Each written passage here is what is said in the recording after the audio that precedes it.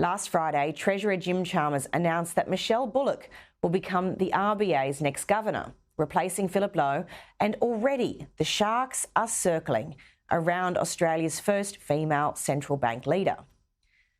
Over the weekend, the Treasurer was forced to defend remarks made by Bullock in a recent speech, in which she said that the unemployment rate would need to rise from its current 3.6% to 4.5% to help bring inflation down.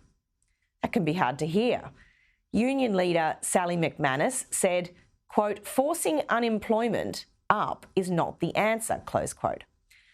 McManus urged her to, quote, "consider the realities of the Australian economy with fresh eyes." Some irony in the union movement asking for that.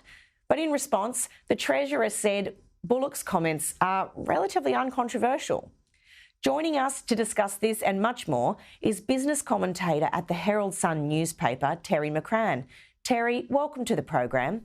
Do you think Bullock is a good replacement for Philip Lowe? And what do you think of her comments about the need for unemployment to rise to bring down inflation? I think Michele has probably, excuse me, Amanda, I think Michele has probably spent the weekend realising that she's just allowed herself to be sentenced to 7 years hard labour, that she's not going to get any plaudits in undertaking the role of Governor of the Reserve Bank, and it's a job that is not going to be made any easier, and I say this very deliberately, by the policies of the current Labor government. I mean, her job, her number one job is to get inflation down and to keep it down. We've got inflation at least 6%. She's got to get it down below 3%. We could have a long discussion about why that's a desirable thing, but I think pretty generally across the spectrum it's accepted that we need low inflation as the foundation of economic prosperity and economic success and the very jobs that we're talking about when we're talking about the unemployment rate. But you've got a government which is doing everything in its power to push up inflation with things like power, what it's doing with power, what it's doing with energy, what it's doing with productivity.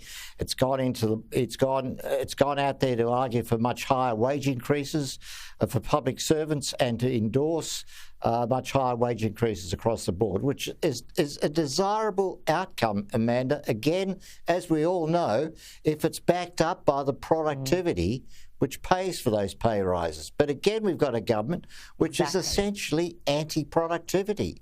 So all those things are going to make her life a lot tougher. But to directly answer your question, yes, if Philip Lowe was not to be extended, she was exactly the right replacement because she's got that Reserve Bank background to understand all this.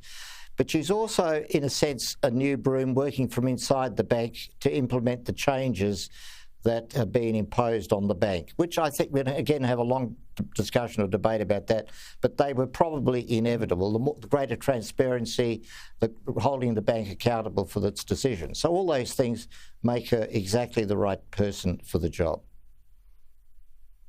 Yeah, and she's got a difficult job ahead, particularly given she knows she's working with a government that seems unwilling to tackle the drivers of inflation at a fiscal level. They're not willing to do what's necessary to get productivity to where it should be. And yet we know the government are pretty happy to throw Reserve Bank governors under the bus when things aren't looking right across the economy. So she's got a work cut out for her. What does union leader Sally McManus mean, do you think, when she says Bullock should consider the realities of the Australian economy with fresh eyes? Well, she is obviously in one sense because she is a new governor and she's not only going to be making the decisions entirely on her own, but with a board which is going to change pretty sharply and significantly over the next 2 years. And it will be much more a collective decision. So she will have to convince her fellow directors that the analysis of the economy the Reserve Bank develops is accurate and that the solution required, whether it's raising interest rates or keeping them high, is the appropriate way to go.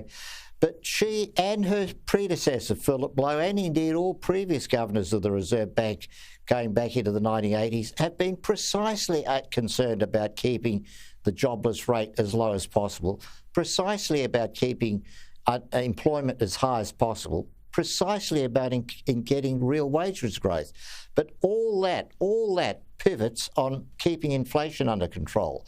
if you abandon inflation control, all those other things go out the window. And we see that in the most extreme cases, obviously, with Weimar Germany before the Second World War, or in Argentina or in Zimbabwe. But you also see it at a much lower level, as you saw in Australia in the 1980s. Does anybody really want to go back to the 1980s in Australia, where, yes, you might have had 7 and 8% wage increases, but you had 18% interest rates? Is that the solution that Sally McManus wants? You also had 11% unemployment, Sally, not 4.5%, 11% unemployment.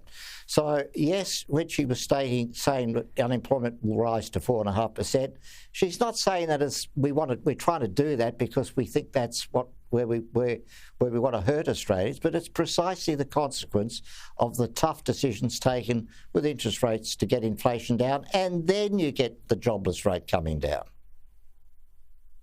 Yeah, it demonstrates from Ms McManus a real ignorance of relatively recent history.